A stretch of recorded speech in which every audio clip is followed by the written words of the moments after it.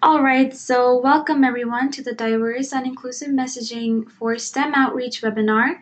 This webinar will be presented by myself, Pumika Sood, and Niyati Raval. Throughout the presentation, we will give you the tools and skills needed in order to proficiently engage your audience and get them interested and invested in diverse and inclusive messaging. We want to make the STEM and trades profession a more diversity-friendly place. Using tons of research and looking thoroughly at studies made about diversity in STEM and trades, we have collected data that we would like to share with you. From observing this data, we will provide you with some of the best practices to promote diversity and inclusion in STEM and trades and in the world in general. So we have a couple of goals in place for today's webinar. We want everyone to be able to reflect on the diversity and inclusivity of STEM and trades fields. Think about your workplace and even back when you were a STEM and trade student. How diverse and inclusive was your workplace or school? Did it reflect how Canada looks today with a variety of people from different parts of the world? We will also be reviewing some insights available from research throughout this webinar. The research will reveal how, as a society, are we successful at making STEM and trades a diverse and inclusive profession, and may lead to possible solutions to our problem. We want to discuss those insights through personal experiences. Finally, we want to provide tangible ideas and calls to action that can be used by you today. So our team at EOT consists of Erica Lee Garcia, our venture lead, and Rebecca White, our operations manager. And this summer, Niyari and I, Bhumika, had the amazing opportunity of interning with EOT, and we have been working on numerous projects and helping out with various initiatives such as the SOE program.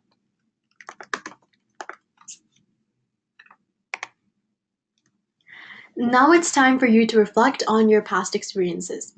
Have you been a part of efforts to improve diversity in STEM and trades fields? Please use the chat box to respond.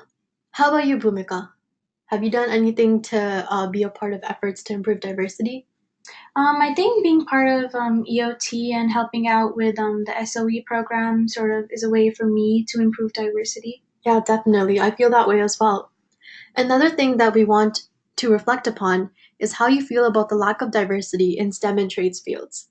How does it affect you personally, and what does it mean to you?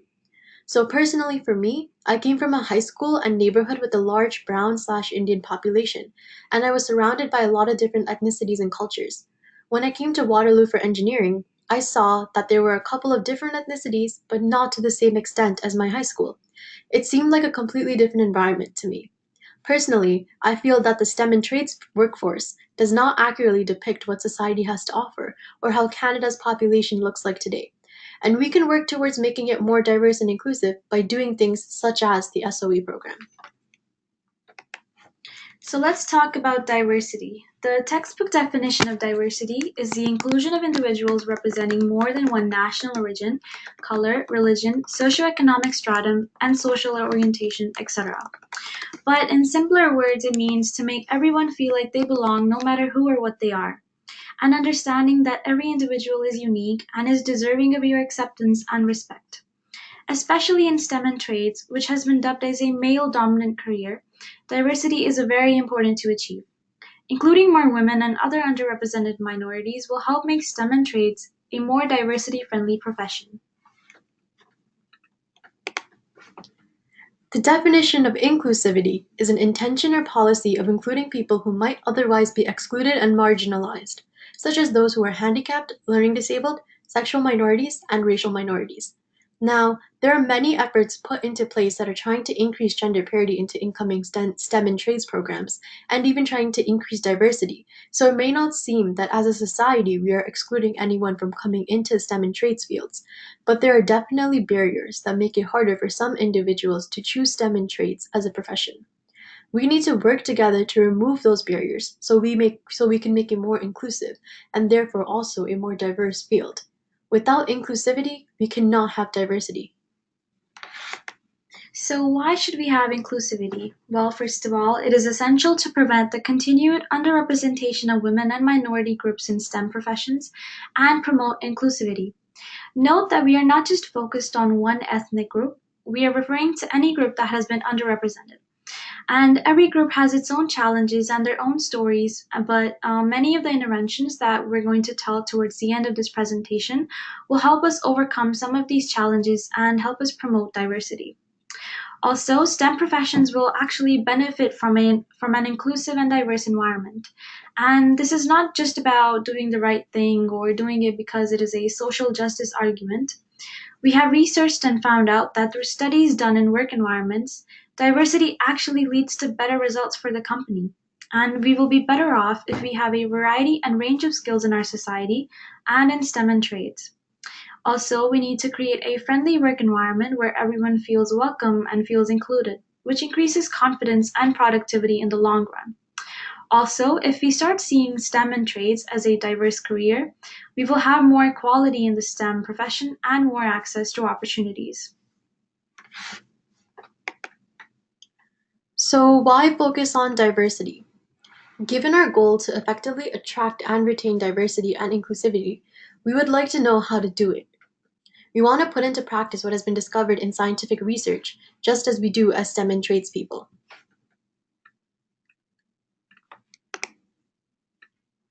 So let's take some time to talk about the gender differences in a couple of different STEM fields.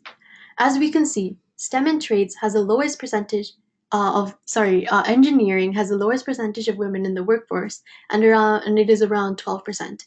The other fields have a large number of females, but not as many when compared to men. We may not be able to tell how large the gender difference is in STEM fields, but looking at these stats, it's important to realize that there is a major difference. Now, you may ask yourself, why is there such a large difference?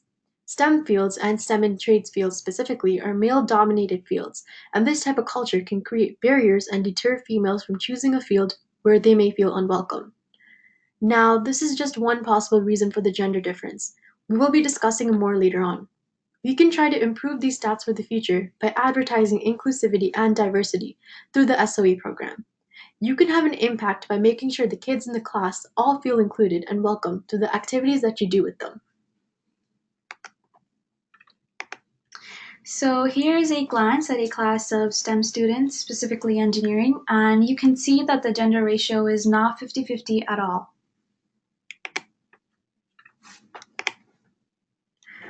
So we're just going to take a look at the stats for the incoming female Waterloo Engineering undergrad first years in 2012. And from the stats, we can see that electrical and computer engineering and mechanical engineering have the lowest percentage of females at 10.8% and 10.3% respectively, while the highest one is environmental engineering at 56.1% and also systems design engineering at 34.4%. Overall, the total female population in undergrad engineering in 2012 was 21%, and this number is pretty low. So these are the statistics that we calculated in 2017, and it shows the ratio of the amount of women that were enrolled from each program. So as you can see, we have made some progress since 2012. The amount of women in mechanical engineering has skyrocketed, and also the amount of women in software, electrical, and computer is also slowly increasing. And one thing to notice is that from the stats in 2012, now when we look at the graph, we have more fields individually approaching that 50 average. But unfortunately, the percentage of women in the traditional engineering fields is still lagging behind, and the total amount of women is still very low even though it has increased. Even in 2017, the amount of women in Waterloo Engineering is still as low as 30%. But we do see that the amount has improved, which is a really good sign. So why are the numbers so different? We looked at numerous stats to see how gender is represented in engineering and STEM fields, and even talked about possible reasons, but now we will look deeper into some more reasons for the differences in numbers, and also why within engineering and within STEM and trades fields itself, why is the female ratio so different within respective STEM and engineering disciplines?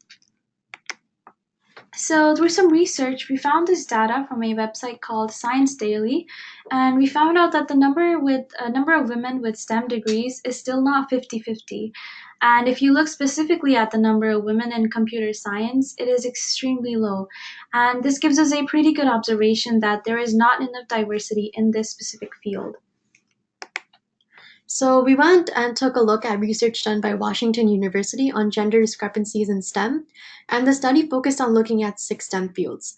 The first three were chemistry, biology, and math, which had one of the highest female enrollments, and physics, engineering, and computer science, which had a larger gender gap.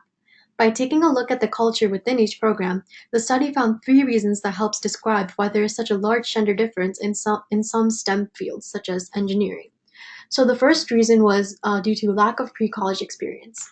Personally, from my experience, I think in my high school, I'd say around 4 to 5 girls out of all of grade 12 ended up picking engineering as their undergrad.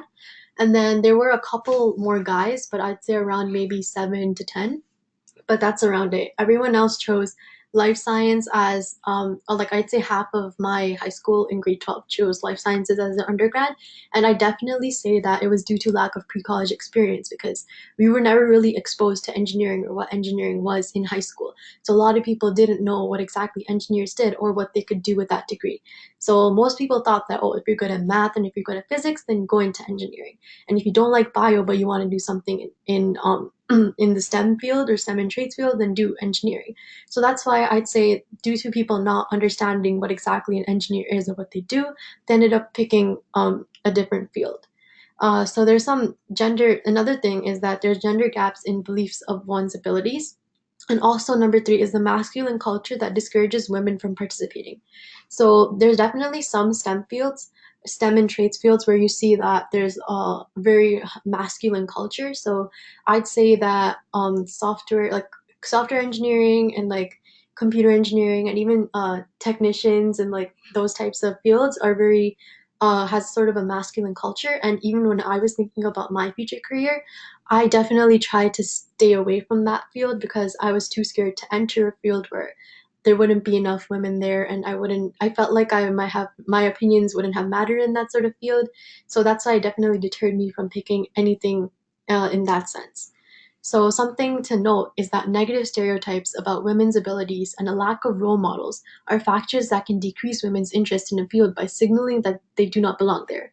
And that's definitely how I felt about some STEM and trades fields, and that's why I ended up not picking them or not even thinking about them as my undergraduate option. And this same sentence, you can rephrase it to say negative stereotypes about women's abilities and also racial minorities' abilities and lack of role models are factors that decrease women's interests and racial minorities' interest in a field by signaling that they do not belong there. And we have a quote from Science Daily, which is early learning opportunities in STEM will only attract girls if they convey that girls belong in those fields just as much as boys do. And again, you can rephrase this sentence to include racial minorities, sexual minorities, anyone. So if you're trying to get them interested in STEM and trades, then you have to convey that everyone belongs there. And you have to make sure that it's an inclusive environment and a diverse environment to make sure that we can get more people into STEM and trades fields. So, as Niari talked about, how all those factors affect people before they choose going into the STEM program. So, here are some statistics to actually see what the reality is. And if you look at the brown bars, you can see that there are 33% males and there are 15% females going into the STEM program, which really shows you like how diversity and how less diversity there is. Also, you can look at the ethnicities and you can see that it is not equally divided between. So let's talk about stereotypes. Now we know that stereotypes can negatively impact and affect an individual. It can even deter them from choosing certain paths in the future, as they may feel that they don't belong there. Let's look into some different stereotypes in today's society and have a brief discussion on the matter. Alright, so let's look at some very common misconceptions that you find in your day to day life regarding the differences between men and women. And the biggest misconception is that women and girls like to dress up and are always advertised as trying to look beautiful, doing makeup, wearing clothes that are usually the color pink, etc. And it is shown in TV shows, movies, TV advertisements, billboards, etc. And it is so prevalent around us that we think of it as normal. But the reality is that not all girls are like that, and it is not right to label every girl with this persona. And other stereotypes that you see may be regarding somebody's appearance. So you may look at the picture of these two young men and the person on the left is being dubbed as a criminal or violent, and the person on the right is being dubbed as racist or likes drugs, etc. So we wanted to take a look at some of basically what we, like Bhumika and I, feel that the world was like when we were kids. So when we were kids, I often went into the toy store and then I saw that there was a separate section for girls, which was basically all pink, and a separate section for guys, which mostly had like darker colors. And when I was younger, I often gravitated towards the pink, but it was because I often thought that girls should like pink and girls need to like pink in order for them to be considered girls, you know? So if I liked blue, for example, then I would get teased or judged because it wasn't a norm to like a color. It wasn't normal to like a color that wasn't pink for girls at the time. So as you can see, there's like a pink Lego box. So companies sort of make products that are simply for girls or simply just for guys by picking a color. And I would often grab it. So when I was younger, I would definitely go and grab the pink Lego box instead of the masculine ones because I believe that I should pick the pink one, not because I like pink, but because everyone's telling me to like pink. And so those are some of the stereotypes that we kind of saw around when we were younger. And another thing is when you look at clothing from before, or even there might be some clothing right now too, but they sort of emphasize the fact that girls don't shouldn't go they're not are not interested in studies. So for example, the shirts say, "I'm too pretty to do math. I'm too pretty to do homework, so my brother has to do it for me," or "I'm allergic to algebra." And I actually love math and calculus. It's one of my favorite courses in university. But these sort of stereotypes were definitely placed upon me in elementary school, as I thought that, and even middle school actually, because I thought that I had to be pretty and I had to be skinny and everything, just because that's what's placed upon females at the time. That girls need to be pretty and skinny, and they don't need to be smart because they just need to be pretty. And another thing that I thought when I was younger was that all women would end up becoming housewives. So I just had this sort of theory that when I was older, no matter what job I had, I would end up becoming just staying at home and becoming a housewife. But I know that this isn't the only option for me. I can do whatever I want. And another thing is that, so basically, these are just the stereotypes that we noticed, Bhumika and I noticed when we were younger, and we just wanted to talk about how we saw the world from before. So now from the previous slide and from everything Niyati talked about, this slide is a result of all the devotion and determination that we put into breaking all these stereotypes and norms and making women feel like they are accepted and have an equal opportunity in the STEM and trades career. And now we have girls pursuing math and science at school, getting ahead in class, and even becoming passionate about sports, etc. And we've also seen an increase in women engineers, as we showed previously in our Waterloo engineering graphs. And also, we even have Barbies promoting STEM careers nowadays. Also, one more interesting thing that we want to talk about is this picture of two girls wearing pink hard hats. So, when we showed this in the previous slide, we would say that they are being stereotyped as being girly. But in this slide, we are showcasing the fact that a girl can wear pink if she wants to, not because she is being forced to due to societal norms.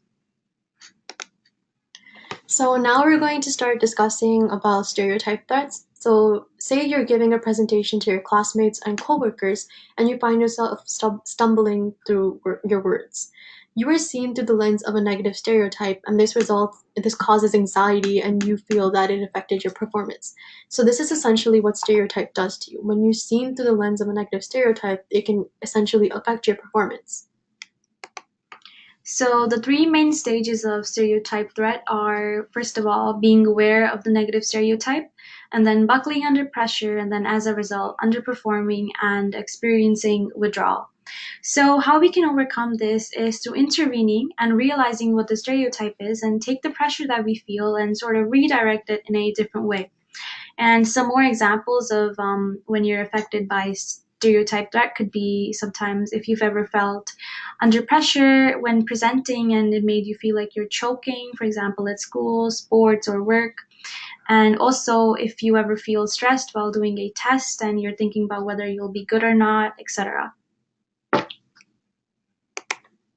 So we're going to talk about a scenario in which we see stereotype threat in action. So imagine that there are male and females that are participating in a math test. So one test shows gender differences prior to people prior to the males and females actually doing the test. So they reveal that this is how the males did versus this is how the females did. And this sort of scenario is a high stereotype threat scenario. And the other one shows no stereotype threat. So there's a low stereotype threat scenario because nothing was revealed about how the males did versus how the females did. So they're just doing the test. So, if the test showed that there was gender difference in the past, the participants will think that men did better than women. And then in this condition, gender stereotypes are more relevant than when participants are told that there is no gender difference on the math test. So, here, women experience stereotype threat and the possibility of being stereotyped when taking the math test. And this stereotype threat is especially likely to undermine their performance on the test. And if there was no gender difference in the past, then the gender stereotypes are not as relevant to their performance. For example, then indicating that the women will do just as well as men. And if you eliminate the stereotype threat about women in math, which is already in the air, we will, as a result, reduce the possibility that their performance will be attributed to their gender.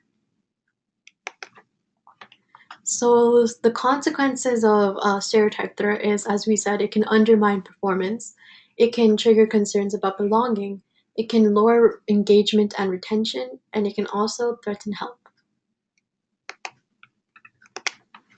So here I want you to imagine two runners in a race, and they both complete the preliminary race in the same amount of time, but one of the runners is wearing ankle weights.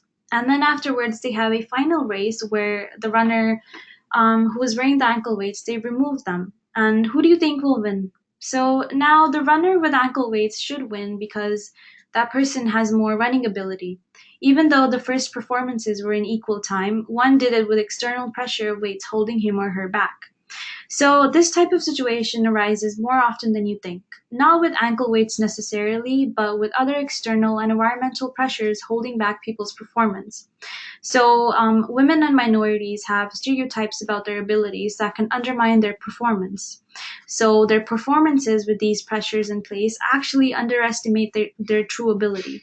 And if these pressures are removed, they would perform even better. And this shows us that our assumptions about women or visible minorities having less ability is actually false. When we remove the biases that affect their performance, for example, in this case, the weights on their ankles, they perform every bit better or even every bit as well or even better.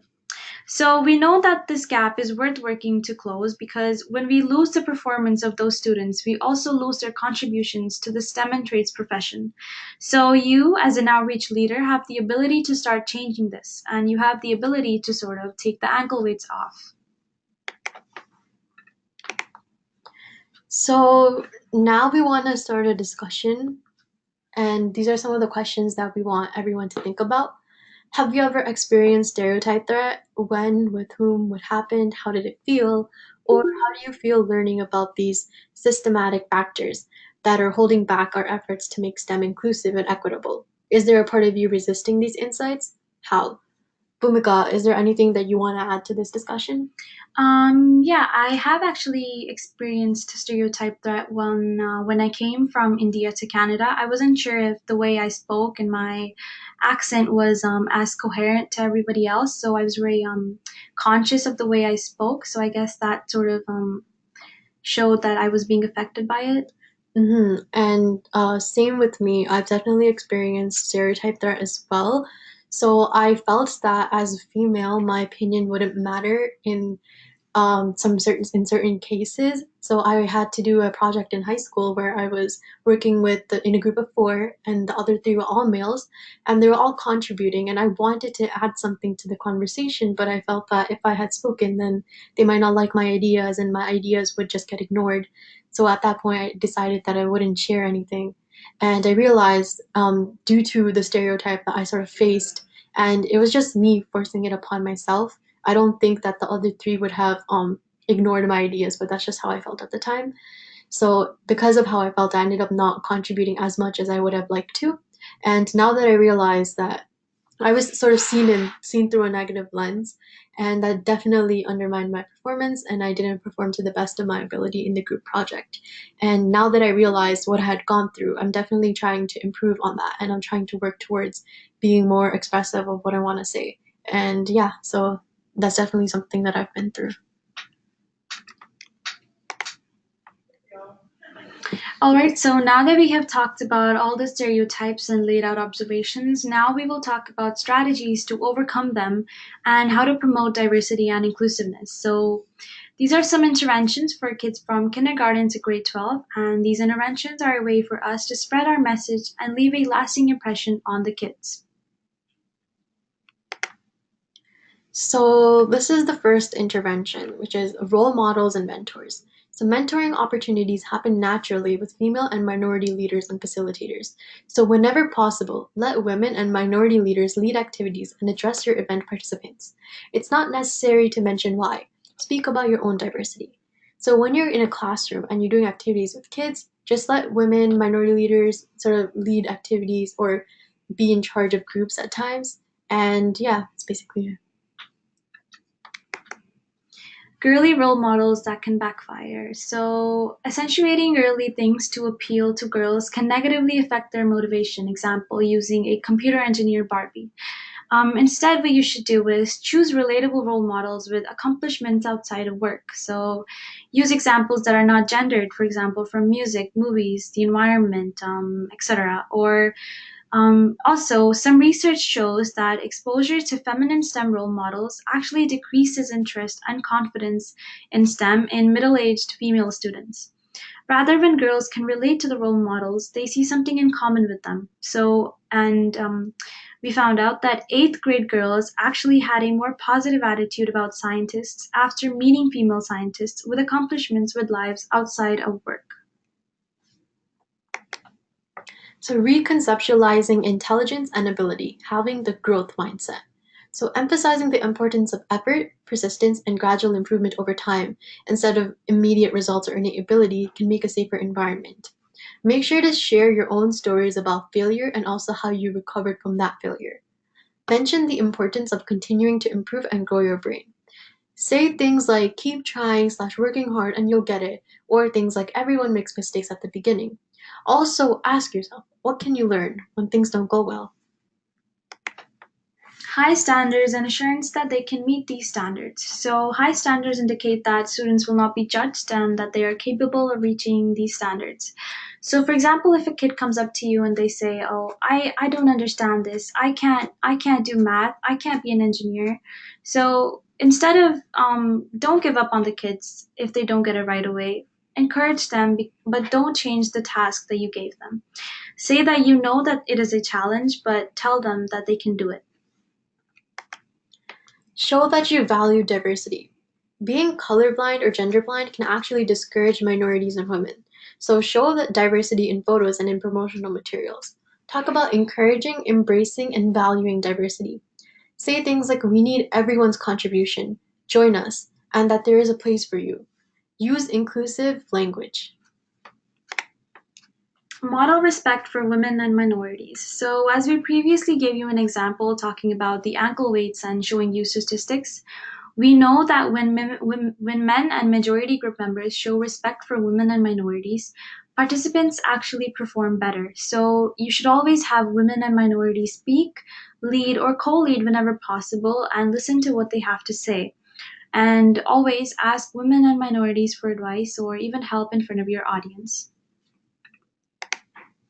So this is our take-home message to outreach leaders, or in this case, people, the volunteers of the SOE program. So your participants may experience stereotype threat during your outreach event or during your classroom visits in this case. So the summaries of the strategies we have for you are: provide positive and relatable role models and examples, set and keep high standards, promote a growth mindset instead of a fixed mindset, model how diversity is valued, model respect for women and minorities, reframe anxiety and stress as normal, and provide opportunities for self affirmation and reflection. And just to go back to the reframe anxiety and stress as normal strategy. I think this one is really important as a lot of people feel that they need to bottle up their stress and they can't reveal their anxiety or stress to anyone because they don't deem it as something that's normal.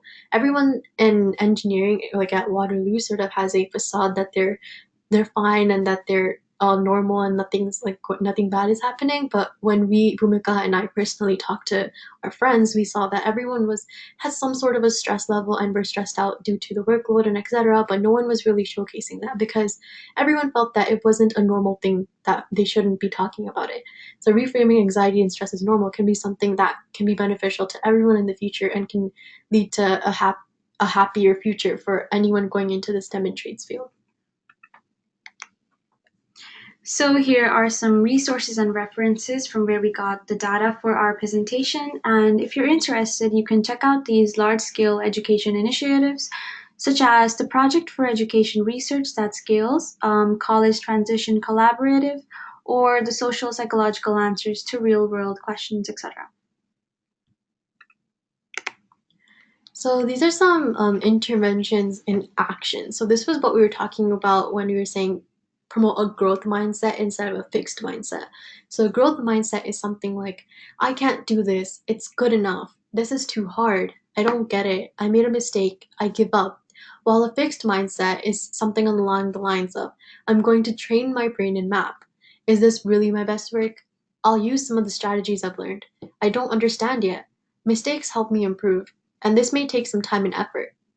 So, promoting a growth mindset can be beneficial for kids in the future as it can help them improve and grow upon themselves. They can learn how to improve upon their current abilities and make sure that this can help them be more successful in the future as they're continually trying to improve upon themselves instead of having a fixed mindset where it sort of gets them to stop at where they are and not try to achieve anything greater because they feel that they can't or they don't need to, as they feel like what they have is already good enough.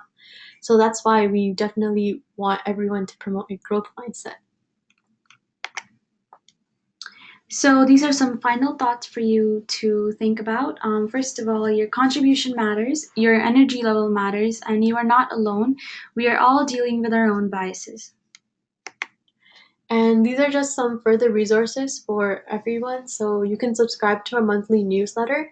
You can also check out our Engineers of Tomorrow YouTube channel where you can check out Sharing Your STEM Story, which is on YouTube, and Intro to the SOE program, which is also on YouTube. We also have another webinar happening next Thursday, August 2nd, which is all about having an impact with messaging. So this is the end of the presentation. Thank you all for attending, and please connect with us on social media. We have Facebook, LinkedIn, and Twitter. Thank you again for attending.